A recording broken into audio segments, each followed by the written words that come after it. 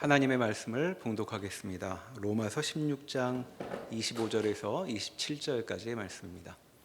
로마서 16장 25절에서 27절까지의 말씀을 봉독하겠습니다. 나의 복음과 예수 그리스도를 전파함은 영세전부터 감추어졌다가 이제는 나타내신 바 되었으며 영원하신 하나님의 명을 따라 선지자들의 글로 말미암아 모든 민족이 믿어 순종하게 하시려고 알게 하신 바 그 신비의 계시를 따라 된 것이니 이 복음으로 너희를 능히 견고하게 하실 지혜로우신 하나님께 예수 그리스도로 말미암아 영광이 세세 무궁하도록 있을지어다. 아멘. 로마서는 본래 바울이 로마 교회에 있는 성도들을 위해 썼던 편지입니다. 그 편지가 오늘 보신 로마서 16장을 마지막으로 끝맺음을 맺었습니다. 마지막 부분에 바울이 이렇게 얘기하고 있죠. 25절 다시 보시면 나의 복음과 예수 그리스도를 전파함은 영세전부터 감추어졌다가 이제는 나타내신 바 되었으며 영원하신 하나님의 명을 따라 선지자들의 글로 말미암아 모든 민족이 믿어 순종하게 하시려고 알게 하신 바 그 신비의 계시를 따라 된 것이니 이 복음으로 너희를 능히 견고하게 하실 지혜로운 하나님께 예수 그리스도로 말미암아 영광이 세세 무궁하도록 있을지어다. 바울이 로마서 내내 하던 이야기에 대한 끝맺음, 그 대단원을 이렇게 맺고 있는 거죠. 나의 복음은, 그리고 내가 예수 그리스도를 전파함은 영세전부터 감춰졌다가 지금 이제 나타내신 바 되었다. 이 모든 것은 사실은 그전에도, 특히 구약에도 선지자의 글로 적혀 있었고 그로 말미암아 모든 민족이 예수 그리스도를 믿어 순종하게 하려고 나에게 알게 하셨다. 이런 이야기가 됩니다. 바울이 얘기하는 나의 복음과 예수 그리스도를 전파함은 무슨 내용이길래 영세전부터 감춰졌다고 그러는 걸까요? 바울이 로마서에서 주로 계속 반복하여 강조해온 이야기는 여러분이 익히 여러 번 이 교회에서 들은 바와 같이 우리가 더 이상 어떠한 율법의 그 정죄함에 갇혀 있지 않고 믿음으로 말미암아 구원받은 그러한 택함을 입은 백성이 되었다. 우리의 행위가 아니요 우리가 율법을 지키는 것이 아니요 우리의 믿음으로 말미암아 의롭다함을 얻어 구원받게 되었다 라는 이야기입니다. 그런데 단순히 그런 이야기면 창세기부터 지금까지 맨날 그 어떤 인물이 나오곤 반복해서 우리가 들어왔던 이야기 아닙니까? 그렇게 맨날 지겹도록 들었던 이야기를 영세전부터 감추어졌다고 하다니요. 도무지 이해가 되지 않습니다. 하면은 다음과 같은 이야기를 생각해 봅시다. 바울은 우리가 익히 알다시피 원래 우리가 부르는 이름이 바울도 아니었고 바울의 본래 성경에서 부르는 이름은 사울이었죠. 사울로 불리우다가 다메섹에서 예수 그리스도를 만나 회심하여 사도가 된 사람입니다. 바울이 다메섹에서 회심하기 전까지 그의 행적은 지금 여기 보는 복음, 예수 그리스도를 전파하는 것과 완전히 반대되는 그러한 자리에 있었죠. 그는 예수 믿는 사람을 핍박하고 잡아 죽이던 사람, 그 중에서도 최고의 우두머리였습니다. 그러니까 지금 이 보신 로마서 16장 25절의 내용을 이어보면 내가 원래는 그런 나쁜 놈이었는데 내가 그런 나쁜 놈을 하다가 사도가 되어 복음과 예수 그리스도를 전하게 된 것도 나의 선택이나 나의 의로운 결정이 아니라 영세전부터 감춰져 있었다는 이야기가 됩니다. 내가 그렇게 된 것. 이 영세전부터 감추어졌던 바울의 복음은 그리고 뜻밖의 다음과 같은 내용을 포함하고 있습니다. 로마서 11장으로 다시 가봅시다. 이전에 배웠던 부분을 다시 복습하여 상기해 보면서 바울이 얘기하는 자기의 복음이 뭔지 한번 봅시다. 로마서 11장 25절. 형제들아, 너희가 스스로 지었다면서 이 신비를 너희가 모르기를 내가 원하지 아니하노니 이 신비는 이방인의 충만한 수가 들어오기까지 이스라엘의 덜어는 우등하게 된 것이라. 그리하여 온 이스라엘이 구원을 받으리라 기록된 바 구원자가 시온에서 오사 야곱에게서 경건하지 않은 것을 돌이키시겠고 내가 그들의 죄를 없이 할 때 그들에게 이룰질 내 언약이 이것이라 함과 같으니라. 앞에 봅시다. 이방인의 충만한 수가, 이방인의 충분한 수가 구원을 받는 자리에 오기까지 이스라엘 더러고는 우둔하게 된 것이다. 즉 이스라엘 더러는 예수 그리스도를 모르고 안 믿게 된 것이니 이것에 대해 구약에서 구원자가 시온에서 오사 야곱에게서 경건하지 않은 것을 돌이키시겠고 경건하지 않은 것을 돌이키시겠고 내가 그들의 죄를 없이 할 때에 그들에게 이루어질 내 언약이 이것이라. 이스라엘은 과거에 이 말씀을 받았을 때 이 뜻이 뭔지를 몰랐는데 이제 이 뜻이 이렇게 이루어지고 우리에게 드러나는구나 라고 바울이 얘기하는 거죠. 무슨 뜻? 봅시다. 계속 28절. 복음으로 하면 그들이 너희로 말미암아 원수된 자요 택하심으로 하면 조상들로 말미암아 사랑을 입은 자라. 하나님의 은사와 부르심에는 후회하심이 없느니라. 너희가 전에는 하나님께 순종하지 아니하더니 이스라엘이 순종하지 아니하므로 이제 긍휼을 입었는지라. 무슨 뜻? 너희가 순종하지 않았다가 이제 긍휼을 입어 구원받게 된 뜻. 여기서 너희는 누구일까요? 이방인이죠. 구약 내내 우리 눈에는 이스라엘 백성이 보기에는 택함을 믿은 받은 백성은 이스라엘, 민족적 이스라엘 하나요. 그들만이 하나님과 율법을 알아 구원의 자리로 인도하심을 받는 줄 알았는데 그때는 하나님께 순종하지 않은 것들이 즉 이방인들이 이제 와서는 이 처음 택함을 받은 줄 알았던 이스라엘이 순종하지 아니함으로 긍휼을 입었다. 그래서 31절 이와 같이 이 사람들이 순종하지 아니하니 이는 너희에게 베푸시는 긍휼로 이제 긍휼도 긍휼을 얻게 하려 하심이라. 하나님이 모든 사람을 순종하지 아니하는 가운데 가두어 두심은 모든 사람에게 긍휼을 베풀려 하심이로다. 깊도다 하나님의 지혜와 지식의 풍성하며 그의 판단은 헤아리지 못할 것이며 그의 길은 찾지 못할 것이로다. 누가 주의 마음을 알았느냐? 누가 그의 모사가 되었느냐? 누가 주께 먼저 들여서 갚으심을 받겠느냐? 이는 만물이 주에게서 나오고 주로 말미암고 주에게로 돌아감이라. 그에게 영광이 세세에 있을지어다. 아멘. 이제 보았더니 이 모든 것이 이방인 너희를 구원받게 하기 위한 하나님의 놀라우신 계획이었다. 감춰져 있었는데 지금 이것이 이렇게 드러났다. 내가 그 복음을 전하는 자리로 부름을 받았다. 어떤 자리?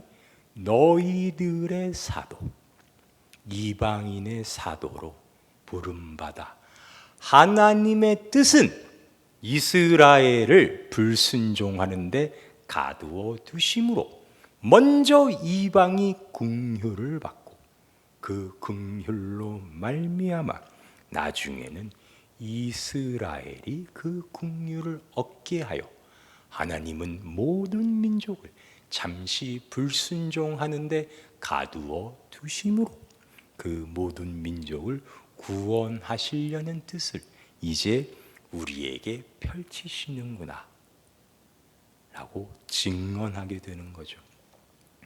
놀라운 사실입니다. 이제 이러한 바울의 증언을 들으니 성경 전체가 새로운 시각으로 읽힙니다. 어떠한 시각으로요? 처음엔 이러한 시각으로 보이기 시작하죠. 창세기 25장으로 가볼까요?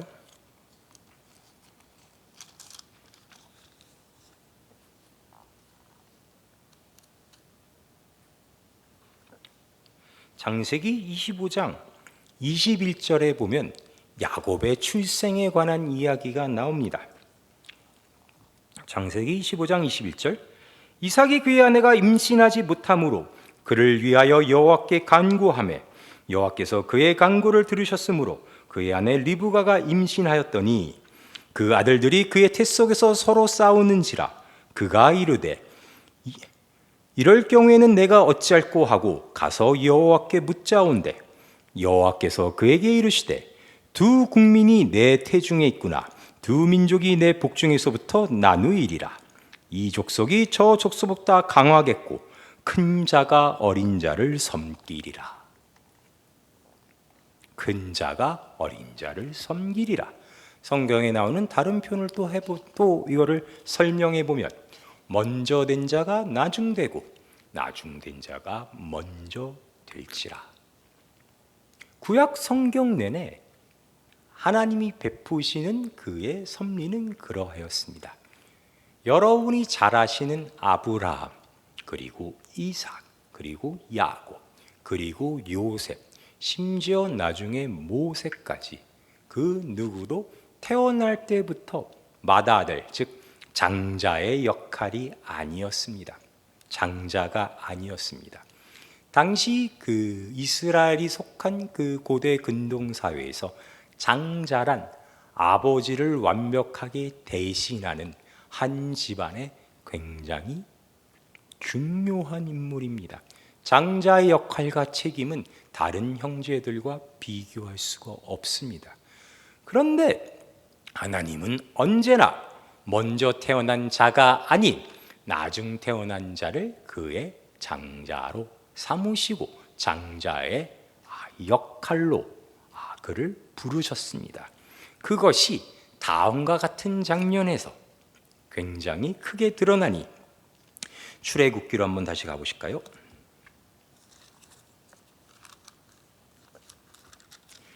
출애굽기 4장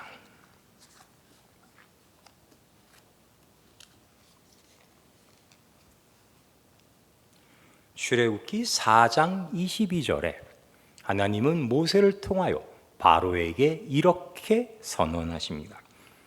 너는 바로에게 이르기를 여호와의 말씀에 이스라엘은 내 아들 내 장자라 내가 내게 이르기를 내 아들을 보내주어 나를 섬기게 하라 하여도 내가 보내주기를 거절하니 내가 내 아들 내 장자를 죽이리라 하셨다 하라 하시니라.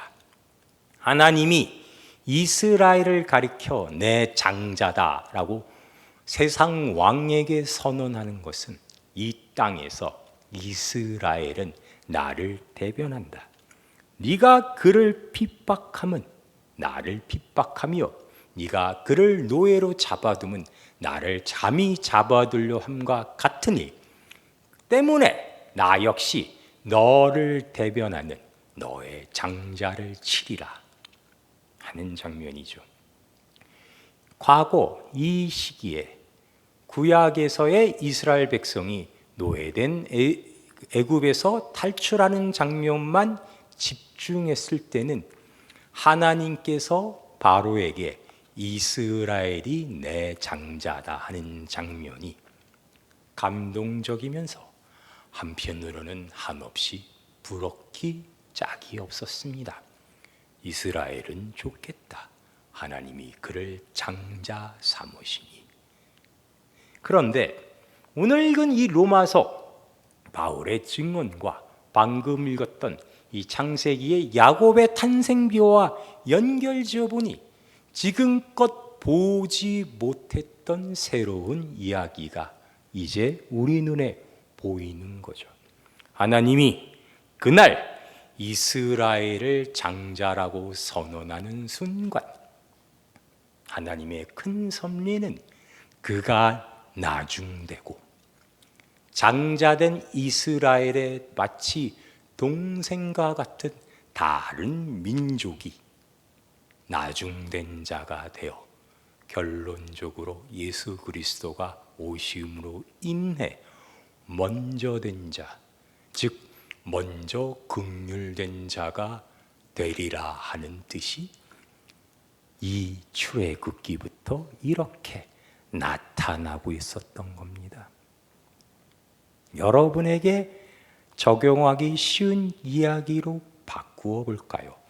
하나님은 출애굽 때부터 여러분을 구원하려고, 여러분에게 긍휼을 베풀려고, 여러분이 은혜 받는 자로 세우게 되게 하시려고 목적을 세우시고 이 역사를 이끌어 오셨던 거죠. 때문에 그동안에는 이해할 수 없고 뭔가 공평하지 못했던 이야기들이 하나의 스토리로 이어지는 겁니다. 왜 하나님은 잘생긴 형들을 놔두고 다윗의 머리에 기름을 부으셨는가? 왜 하나님은 멍청하고 힘만 좋은 삼손을 사사로 세우셨는가? 왜 하나님은 기름 부은 왕인데도 불구하고 끝까지 붙들지 아니하시고 사울은 버리셨는가? 왜 하나님은 사랑하는 제자라고 하셨으면서 유다가 배신하는 것을 그냥 보고만 계셨을까? 이 모든 게 어떠한 우리가 생각하는 그냥 일괄적인 공평과 정의의 법칙으로 행해졌던 게 아니라 이 모든 게 여러분이란 목표를 향해 구성되고 완성되어 왔던 하나의 큰 구원의 서정이었던 겁니다. 그것이 지금 민족적 이스라엘, 그러니까 육적으로 이스라엘이 아닌 이방이었던 우리가 이제 성경적 표현에 따르면 하나님의 참된 영적 이스라엘로 부름받아 이 교회에 나와 예수 그리스도를 믿고 그를 알고 그가 우리의 구주라고 고백하는 자리로 여러분을 이끈 겁니다. 그 자리에 여러분은 영세전부터 그렇게 되도록 이미 결정되어 있는데 그 영세전부터 지금까지 긴 시간 동안 그것이 감추어져 있었던 것이죠. 하나님은 바울의 이어지는 증언처럼 거길로 만족하지 아니하시고 이제 먼저 긍휼을 받은 여러분을 통하여 그 구약의 백성으로 불렸던 이스라엘도 하나님께 돌아오게 하실 겁니다. 이제 우리가 그런 장자의 역할, 장자의 노릇을 해야 합니다. 우리가 기꺼이 집 나간 아버지를 알아보지 못하는 동생, 원래는 형이었는데 이제는 동생이 되어버린 그 사랑하는 형제를 위해 기꺼이 마땅히 나중된 자의 자리에 서는 거죠. 우리의 아버지의 뜻을 우리는 너무나도 잘 알고 우리 아버지의 마음이 있는 곳이 아버지가 기뻐하는 것이 나의 기쁨이 되었노라 하는 그 고백 안에 우리가 같이 있기 때문에 이제 우리가 그 자리로 나아가는 겁니다. 여러분이 하나님을 믿으면 수많은 정말 놀라운 신비함과 비밀과 지혜가 그 안에 들어가 있어. 여러분 앞에 이렇게 설교하는 저도 그 모든 걸 다 헤아리고 또 여러분에게 설명드릴 수는 없지만, 제가 이 자리에서 감히 여러분께 단언하자는 것, 하나님은 여러분 하나를 위해 이 장대한 성경을 기록하였습니다. 이게 다 여러분을 위한 이야기였습니다. 그것이 바울이 오늘 로마서를 통하여 자기의 복음과 예수 그리스도를 전파함이 영세전부터 감추어졌다, 지금 드러났다라고 하는 이야기의 핵심입니다. 바울이 아니라 여러분이 주인공입니다. 여러분이 얼마나 우리 기독교 안에서 소중하고 고귀하며 하나님이 애쓰시는 존재인지 이 무더운 더운 날에도 잊지 마시고 늘 하나님의 사랑을 품고 여유를 가지며 여러분의 가치를 만끽해 보는 그런 하루가 되기를 축원하겠습니다. 기도하시겠습니다. 하나님, 하나님의 사랑과 은혜로 말미암아 우리는 이제 하나님의 지혜를 힘입어 우리가 언제부터 하나님의 자녀가 되었고 어느 때부터 이 땅에 긍휼을 입은 자가 되었으며 이제 앞으로 하나님과 함께 어디까지 그러한 하나님의 복을 입은 자로서 또한 하나님의 사랑을 나누는 자가 되었는지를 깨달아 알게 되었나이다.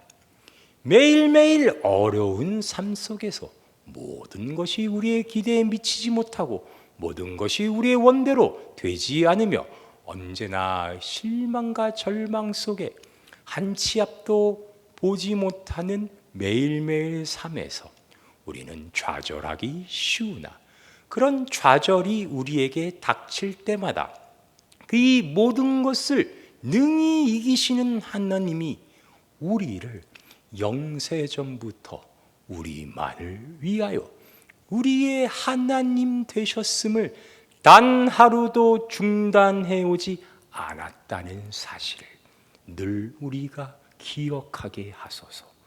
우리가 하나님을 믿는다는 그 신앙 고백 안에 하나님께서 정말 열심으로 하나님의 피땀으로 우리를 대신해 받으신 그 고난으로 세우신 하나님의 나라가 이 땅에 이미 임해 있으며 또 우리를 위하여 준비되어져 가고 있음을 우리가 잊지 않도록 주께서 늘 우리를 인도하여 주시옵소서. 예수님의 이름으로 기도하였습니다.